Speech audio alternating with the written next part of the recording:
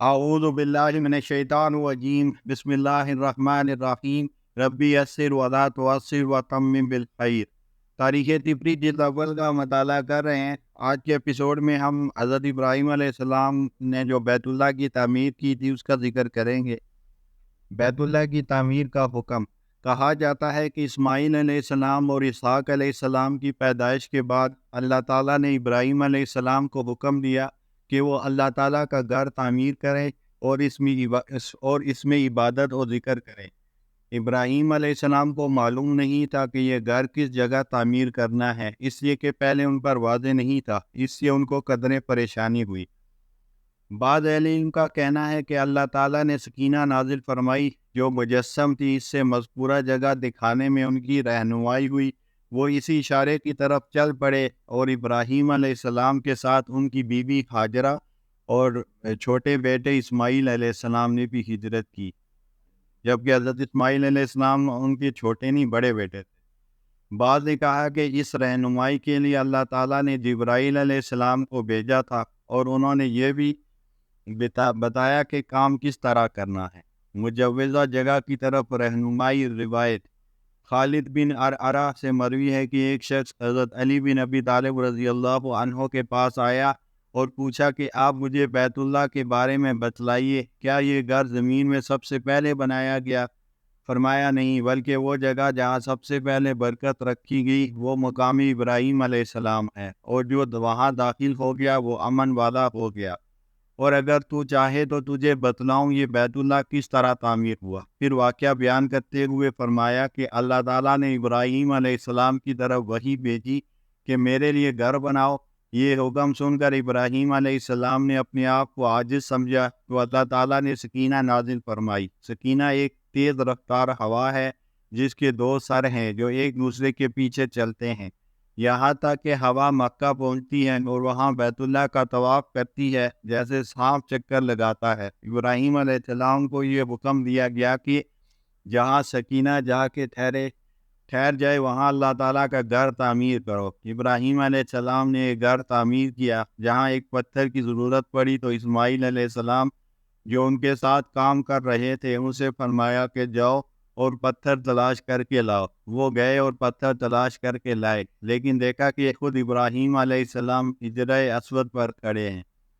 پوچھا ہے ابا جان یہ پتھر آپ کے پاس کون لایا؟ فرمایا وہ لایا جو تمہاری مدد پر بھروسہ نہیں کرتا، یہ حضرت جبرائیل علیہ السلام آسمان سے لے کر آئے ہیں۔ ایک اور روایت حضرت علی رضی اللہ عنہ سے مروی ہے کہ جب ابراہیم علیہ السلام کو بیت اللہ کی تعمیر کا حکم دیا گیا تو آپ کے ساتھ حضرت ہاجرہ علیہ السلام اور حضرت اسماعیل علیہ السلام نے بھی ہجرت کی۔ جب آپ مکہ پہنچے تو وہاں بیت اللہ کے مقام پر سر کے برابر ایک پرندہ دیکھا۔ اس پرندے نے کہا کہ میرے سائے کے نیچے تعمیر کریں اور اس میں کمی بیشی نہ کریں۔ زمزم۔ ایک روز اسماعیل علیہ السلام کو شدید پیاس لگی اور حضرت ہاجرہ علیہ السلام کو کچھ نہیں ملا تو صفا پر چڑھ کر دیکھا، کچھ نظر نہ آیا۔ پھر مروہ پر چڑھی، وہاں بھی کچھ نہ ملا۔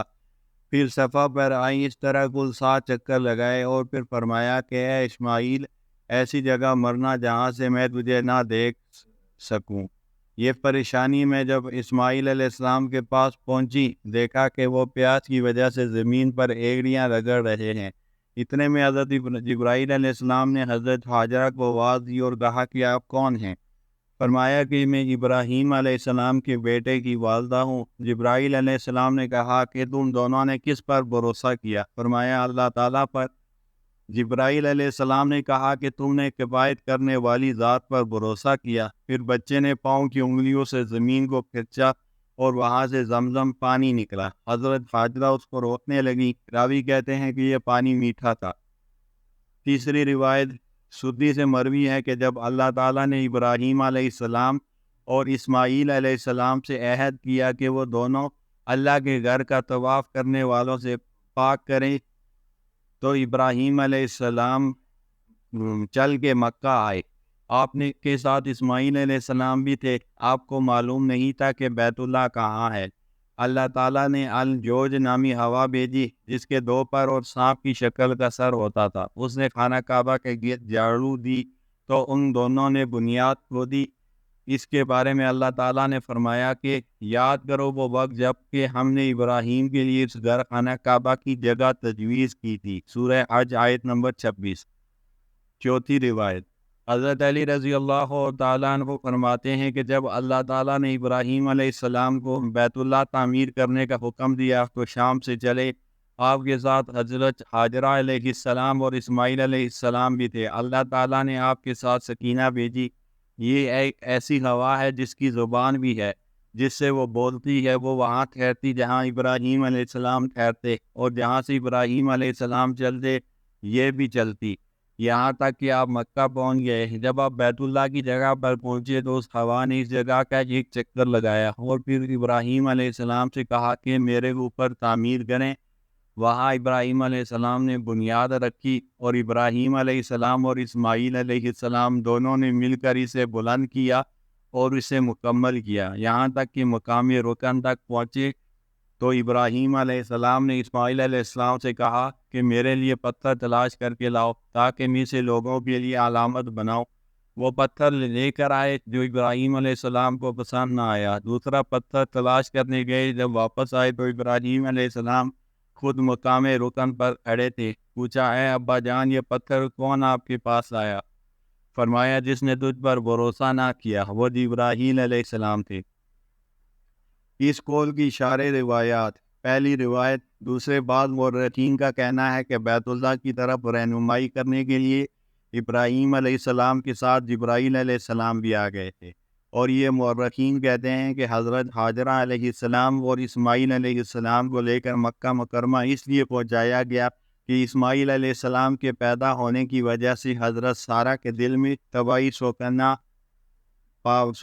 پا پیدا ہو گیا تھا، یعنی کہ سوکن پن پیدا ہو گیا۔ دوسری روایت سدی اپنی سند سے نقل کرتے ہیں کہ حضرت سارہ علیہ السلام نے حضرت ابراہیم علیہ السلام سے عرض کیا کہ آپ حاجرہ سے نکاح کر کے مقاربت کر لیں، میں آپ کو اس کی اجازت دیتی ہوں۔ ابراہیم علیہ السلام نے مقاربت فرمائی، جس کے نتیجے میں اسماعیل علیہ السلام پیدا ہوئے۔ پھر سارہ علیہ السلام سے مقاربت کی تو ان سے اسحاق علیہ السلام پیدا ہوئے۔ جب اسحاق علیہ السلام بڑے ہوئے تو اسماعیل علیہ السلام اور اسحاق علیہ السلام میں جھگڑا ہو گیا، جس سے حضرت سارہ کو غصہ آ گیا اور انہوں نے حضرت ہاجرہ علیہ السلام کو گھر سے نکال دیا، پھر داخل ہونے کی اجازت دی، پھر ایک مرتبہ ناراض ہو کر نکالا اور پھر داخل ہونے دیا، اور پھر قسم کھائی کہ ان کے جسم کا کوئی حصہ کھاؤں گی، اور پھر یوں کہا کہ میں اس کی ناک اور کان کاٹوں گی تاکہ یہ بدنما ہو جائے، پھر کہا کہ میں اس عورت کی جائے ختنہ کاٹ دوں گی۔ چنانچہ حضرت سارہ نے حضرت ہاجرہ کا ختنہ کر دیا۔ حضرت ہاجرہ نے کپڑے کا ایک ٹکڑا لے کر اس جگہ کا خون صاف کیا۔ اس وقت سے عورتوں میں ختنے کا رواج پڑ گیا۔ اس کے بعد حضرت سارہ علیہ السلام نے کہا کہ تم میرے شہر میں نہ رہو، تو اللہ تعالیٰ نے ابراہیم علیہ السلام کو وحی کے ذریعے حکم بھیجا کہ آپ مکے چلے جائیں۔ اس وقت مکے میں بیت اللہ ظاہر نہیں ہوا تھا، چنانچہ حضرت ابراہیم علیہ السلام اور ان کے بیٹے اسماعیل علیہ السلام وہاں گئے اور بیت اللہ تعمیر کیا۔ جب آپ وہاں حضرت ہاجرہ اور اسماعیل علیہ السلام کو چھوڑنے لگے تو حضرت ہاجرہ نے کہا کہ آپ ہمیں یہاں کس کے پاس چھوڑ کر جا رہے ہیں؟ اس کے بعد سدی نے باقی واقعہ بیان کیا۔ تیسری روایت مجاہد اور دوسرے اہل علم سے مروی ہے کہ اللہ تعالیٰ نے ابراہیم علیہ السلام کے سامنے بیت اللہ اور حرم کے نشانات ظاہر فرمائے۔ آپ چلے اور آپ کے ساتھ جبرائیل علیہ السلام بھی تھے۔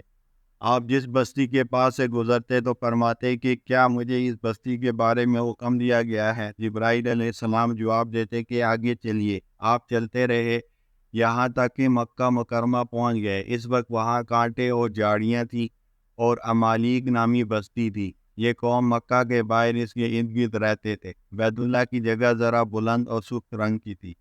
اسے دیکھ کر ابراہیم علیہ السلام نے پوچھا کہ کیا مجھے یہاں اترنے کا حکم دیا گیا ہے؟ جبرائیل علیہ السلام نے ہاں میں جواب دیا۔ وہاں ایک پتھر رکھا ہوا تھا۔ ابراہیم علیہ السلام اترے اور حضرت ہاجرہ علیہ السلام کو ایک چھپڑ بنانے کا حکم دیا اور اللہ تعالیٰ سے یوں عرض کیا، اے میرے پروردگار، میں نے اپنی اولاد کے ایک حصے کو میدان مکہ میں جہاں کھیتی نہیں، تیرے عزت و ادب والے گھر کے پاس لا بسایا ہے۔ پروردگار، یہ میں نے اس لیے کیا ہے کہ یہ لوگ یہاں نماز قائم کریں، لہذا تو لوگوں کے دلوں کو ان کا مشتاق بنا اور انہیں کھانے کو پھل دے، شاید کہ یہ شکر گزار بنے۔ سورۃ ابراہیم علیہ السلام آیت نمبر 37۔ پھر آپ واپس شام چلے گئے اور انہیں وہیں چھوڑ دیا۔ حضرت اسماعیل علیہ السلام کو پیاس لگنا۔ اسماعیل علیہ السلام کو شدید پیاس لگی۔ ان کی والدہ نے پانی تلاش کیا مگر پانی نہ ملا۔ پھر کان لگائے کہ شاید کسی کی آواز آئے اور وہ پانی مانگ سکے۔ انہوں نے صفا کی طرف ایسی آواز سنی تو وہاں دوڑ کر گئی لیکن کچھ نظر نہ آیا۔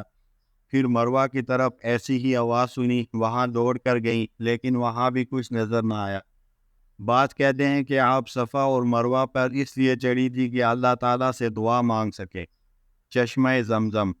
پھر انہوں نے اس جگہ آواز محسوس کی جہاں اسماعیل علیہ السلام کو چھوڑ کر آئی تھی۔ دیکھا کہ جہاں اسماعیل علیہ السلام ایڑیاں رگڑ رہے تھے وہاں سے پانی نکلنا شروع ہو گیا ہے۔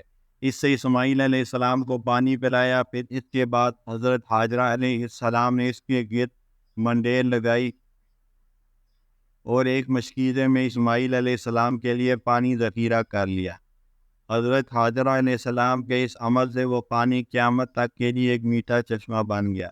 مجاہد کہتے ہیں کہ ہم یہ سنتے رہے کہ زمزم کی جگہ جبرائیل علیہ السلام کے پاؤں لگنے کی وجہ سے پانی آیا، یعنی اسماعیل علیہ السلام کے بعد اس جگہ جبرائیل علیہ السلام نے بھی پاؤں مارے۔ اولین مختون عورت۔ حضرت ابن عباس سے مروی ہے کہ سب سے پہلے صفا اور مروہ کا چکر حضرت حاجرہ نے لگایا۔ وہ سب سے پہلے جس عرب خاتون کا خطرہ کیا گیا وہ حضرت حاجرہ ہے۔ فرمایا کہ جب حضرت حاجرہ علیہ السلام سارا سے الگ ہوئی تو اپنا دامن نیچے کر دیا تاکہ خون کا اثر زائد نہ ہو۔ پھر ابراہیم علیہ السلام ان کو لے کر مکہ مکرمہ آئے، انہیں وہاں چھوڑ کر واپس جانے لگے تو حضرت حاجرہ علیہ السلام نے پوچھا کہ ہمیں کس کے سپرد کر کے جا رہے ہو؟ ہمارے پاس کھانا ہے نہ پانی اور یہاں کوئی آتا بھی نہیں۔ پھر پوچھا کہ کیا اللہ تعالیٰ نے آپ کو اس کا حکم دیا ہے؟ فرمایا ہاں۔ یہ سن کر حاجرہ نے عرض کیا پھر اللہ تعالیٰ ہم کو ضائع نہیں کرے گا، اور واپس لوٹ کر آ گئی۔ ابراہیم علیہ السلام چلے گئے۔ جب قدہ نامی گھاٹی پر پہنچے تو وادی کی طرف دیکھ کر اللہ تعالیٰ سے عرض کیا، اے میرے پروردگار، میں نے اپنی اولاد میدان مکہ میں جہاں کھیتی نہیں تیرے عزت و ادب والے گھر کے پاس لا بسائی ہے۔ آب زمزم سے متعلق ایک اور روایت۔ حضرت حاجرہ علیہ السلام کے پاس برتن میں تھوڑا سا پانی تھا، وہ پانی بھی ختم ہو گیا تو سخت پیاس محسوس ہوئی جس کی وجہ سے چھاتی کا دودھ بھی بند ہو گیا۔ بچے کو پیاس لگی تو قریبی پہاڑ پر تلاش کیا اور پھر صفا پر چڑھ گئیں اور کان لگائے کہ شاید کوئی آواز آ جائے یا کوئی انسان نظر آ جائے۔ جب کچھ نہ سنا تو واپس لوٹ آئی۔ جب واپس گاڑی آئیں تو اپنے قریبی پہاڑ کو تلاش کیا، حالانکہ آپ کسی پہاڑ پر چڑھنا پسند نہیں کر رہی تھی لیکن ایک تھکے مارے انسان کی طرح کوشش میں مصروف تھی۔ پھر آپ مروہ پر چڑھی، وہاں بھی کان لگائے کہ کوئی آواز آئے یا کوئی انسان نظر آئے۔ کچھ آواز محسوس ہوئی جیسے کوئی کہہ رہا ہو کہ خاموش ہو جاؤ۔ اب یقین ہوا کہ کوئی ہے۔ فرمایا میں نے تیری آواز سن لی ہے، برائے کرم میری مدد کرو، میں اور میرے ساتھ موجود بچہ ہلاک ہو رہے ہیں۔ ایک فرشتہ آیا، اس نے زمزم کی جگہ آ کر پاؤں مارا، ایک چشمہ ابل پڑا۔ حضرت حاجرہ اس پانی کو مشکیزے میں ڈالنے لگی۔ حضور اکرم صلی اللہ علیہ وسلم نے فرمایا اللہ تعالیٰ حضرت حاجرہ پر رحم فرمائے، اگر وہ جلدی نہ کرتی تو زمزم ایک میٹھا چشمہ ہوتا۔ فرشتے نے فرمایا حضرت حاجرہ سے کہا کہ آپ اہل شہر کے یہاں سے پانی لینے کے بارے میں پریشان نہ ہوں، یہ ایسا چشمہ ہے کہ اس سے اللہ تعالیٰ کے دونوں مہمان پیئیں گے، اور یہ بھی کہا گیا ہے کہ عنقریب اس بچے کا باپ یہاں پر آئے گا اور پھر یہ دونوں مل کر بیت اللہ کی تعمیر کریں گے۔ بنو جرہم کا قافلہ۔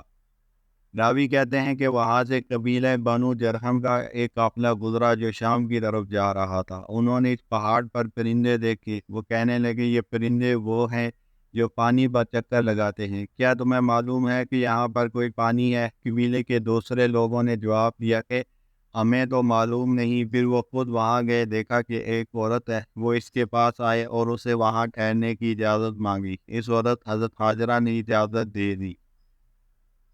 وآخر دعوانا الحمد للہ رب العالمین۔